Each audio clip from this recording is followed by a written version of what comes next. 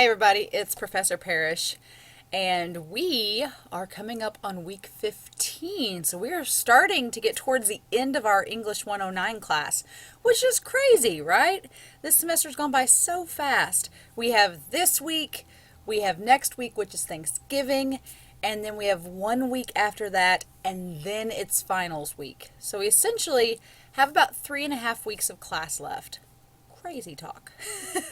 So what I'm going to do today for our week 15 lecture video is we're just going to talk about what's due this week. I'm going to preview Thanksgiving week just a little bit. I am getting this video out on time, unlike last week's video. So hopefully if you've not watched week 14's video, please go back and do that. It's not a long video, but it does go over our last paper. And this week we're going to pick up right where we left off. So I'm going to minimize myself right over here.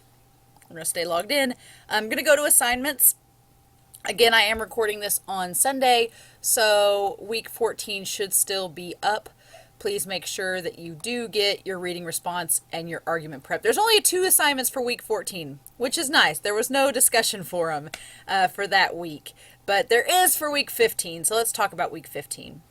So for this week, the only thing due Friday is we do have a discussion forum, and I'm going to go ahead and pull it up for week 14. So Friday, it is your discussion forum post is due.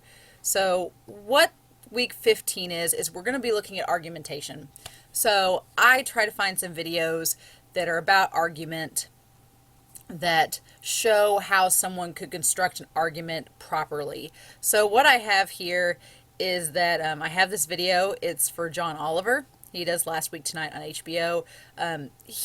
I try to use, if I use his videos, I try to use ones that are not biased, because I know we all have different opinions. Instead, he does do some articles about things that are more kind of general. So the video that I have for him this week is specifically talking about food waste. It's talking about food waste, which I think is a pretty neutral topic for everybody. It's a really interesting video, and after watching this, it really changed my perspective about how we waste food and what we use it for. So it is a little bit dated. It's from about 4 years ago, so keep that in mind as you're watching. Think of, okay, this video came out in 2015, so what has changed since then? So just keep that in mind as you're watching the video, because I think that will come to play in your questions. The questions about the video are, what are some of the ways we can combat the issue that Oliver argues in the video? So I want you to use some examples, but also this is where you can talk about, okay, this video is 4 years old. Have we done anything new since then? Are we still doing the same old thing? I'm curious to see what you think about that. Considering our location, which if you're taking this class remotely, you're in Southern Illinois, are there any problems that could occur with the solution suggested in the first answer? So if your solution is like, oh, we should do this, but it's like, no, where we're based at, that's not possible. I want to know. I'm curious. I'm curious to see what your answers will be there. And then finally, how does Oliver craft his argument throughout this video, and how can we connect it to our own writing? So I want you to, when you watch this video of John Oliver's, I want you to view it as if he wrote an argument paper and he's just reading it out loud to you. That's how I want you to view this video for our discussion forum. It's a really interesting video. It's made me think, as someone that tries to be, resourceful and be aware of what we do with our resources. So I'm curious to see what you all think about it. I think that you'll find it interesting. So that's our discussion forum for this week. The video is about 15 minutes long, so it's not too crazy. And then these answers are all pretty much based on what your opinions are from the video. So it shouldn't be a hard assignment. The other assignments we have this week, which some of you have already done, and I think that's fabulous, are grammar review number 8 and reading response number 3. So we are still working on our papers at this point, but we're going to talk about these 2 assignments. So grammar review 8, some of you have already completed this assignment, which is awesome. So I'll show you all what we're doing for it once it loads here. Okay. So grammar review number 8, I'm going to pull it up. Yeah, no. Yeah. All right, so far everybody's been doing really good on the grammar review. All right. So far everybody's been doing good on the grammar review. I have not had any complaints with that. If you're doing the assignments and following the directions, you've been doing great. So in our English skills book, pages 527 to 535, we're going to be doing apostrophes this week. Apostrophes are fairly simple, but there are a few things that trick people up with apostrophes. So on 1 through 10 for this first part, I want you to write down the correct word with the apostrophe in the appropriate placing. And here's the thing to remember about apostrophes, and I'll go down here to kind of show you. Part 2 is write down the word listed for 1 through 5 with an apostrophe in the proper place, and then write a sentence using that word with an apostrophe. Don't forget this part. I will count it wrong if you don't include that sentence. Be sure to do that. But so for example with apostrophes, and our textbook talks more about this, so if you need more examples, look at it. But the rule of thumb with apostrophes is this. If it's a singular noun or a single person, place, or thing, it's always apostrophe S. So if it's James, even though James has an S on the end, because there's just one James, you still do apostrophe S. It may look weird, but that's the correct way to do it.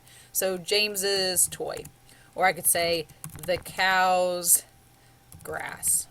So if it's one item, it's apostrophe S. Or if it's, for example, one company, the company's picnic. There's one company, so it's apostrophe S.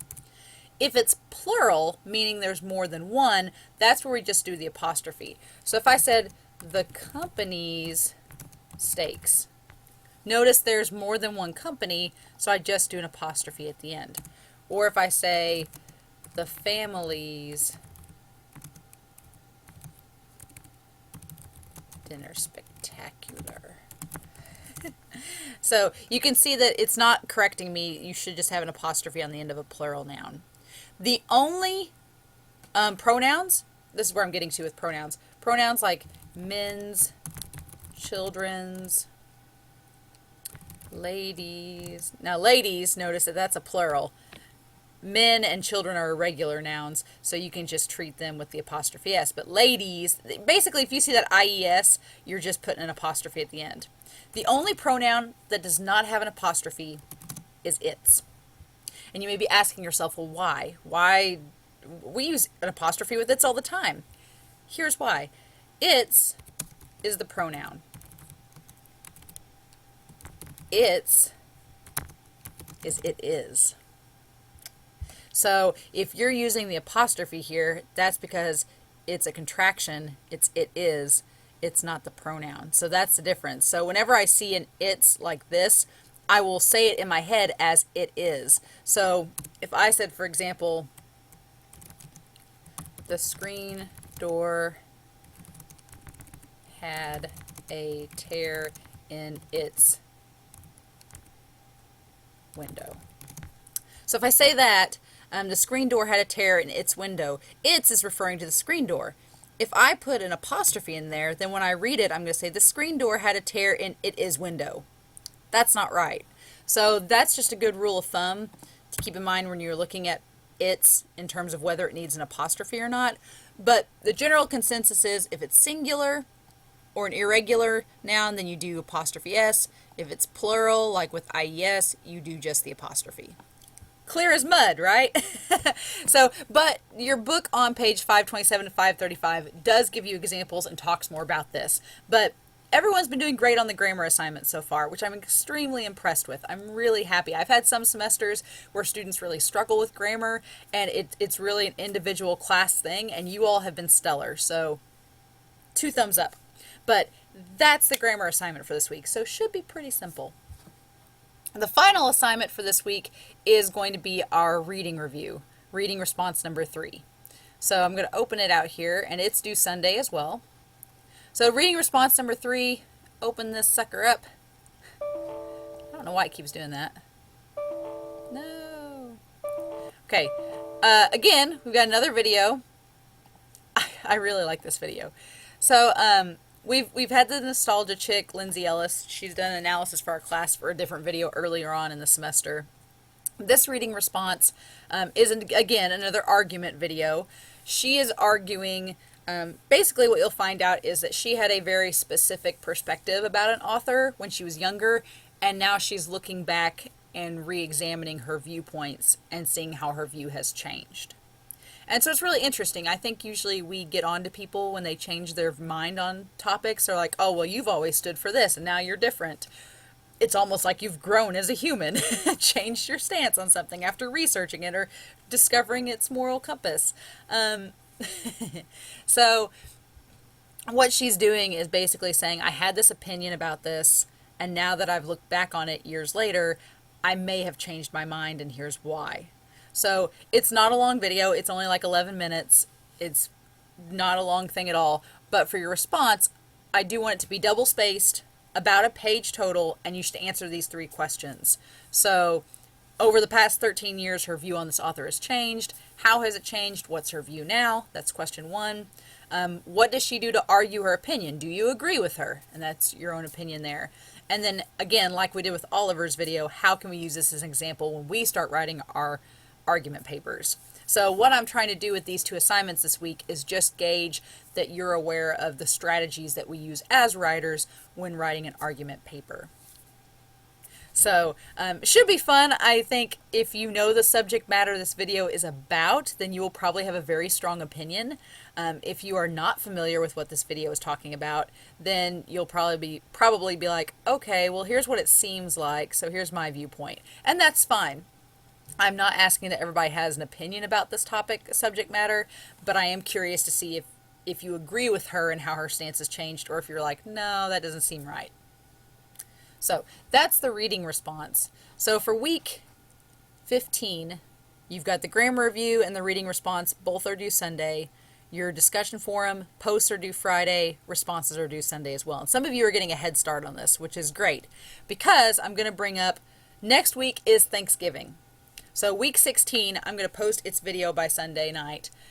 Week 16 is going to be Thanksgiving. I know a lot of you have travel plans. You're going to be doing a lot of different things. We are going to finish up our reading responses next week. So next week's Thanksgiving week will be our last reading response. We will have a discussion forum post, and there'll be a grammar review. So far, you guys have all seemed to do very well with the grammar reviews, and you've probably noticed they don't take as much time as the reading responses or the discussion forums might. So if you want to, you can go ahead and look at these assignments for next week. If you get done with these early, which I would encourage you to do, if you get done with these early, you are welcome to go back and go ahead and start next week's, because with our scheduling in this class, I had to put 3 assignments for Thanksgiving week. And I know a lot of you are like, I'm traveling, I'm seeing family. It's just how this class worked out. Especially Thanksgiving, the weeks in November are a little different this year, so it just worked out that way. So I don't want you to be pressured over Thanksgiving weekend to have all this English assignments to do. So if you can, go ahead and try to get some of these done before the weekend. Obviously, the discussion forum is usually where people are like, not everybody's posted by Friday, so you might have to wait on the discussion forum. But if you can go ahead and get these 2 done before you leave next week for Thanksgiving break, I would go ahead and try to, just to be ahead of the game. And then you can go ahead and start looking at the last 2 weeks after that. So things are going to start wrapping up. Don't give up. We're so close to this semester being done. It's usually around this time that students start to get maybe complacent with their grade, and they're like, I'm just going to coast. Don't do that. We have a lot of points left. Don't coast. Keep working hard. You all are doing amazing, and I'm really excited based on the argument topics I've seen so far. I'm really excited to read your final papers. So we're going to keep working towards that. Keep on doing what you do best, and if you have any questions about week 15's assignments, please let me know.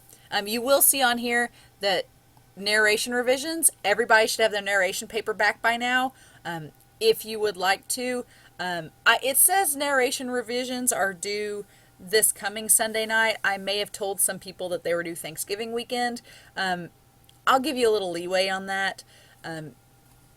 Narration revisions, I would like to have them by this coming Sunday, but if you wait till Thanksgiving weekend, that's fine too. I'm not going to hold you against it, since I've told some of you that. But if you have questions, please let me know. Otherwise, I'm excited to see your work this week, especially the reading response and discussion forum. I think those 2 are going to be a lot of fun. But I'm excited to read your work. And as always, if you have any questions, you can let me know. In the meantime, I'll see you all. Have a great week, and bye.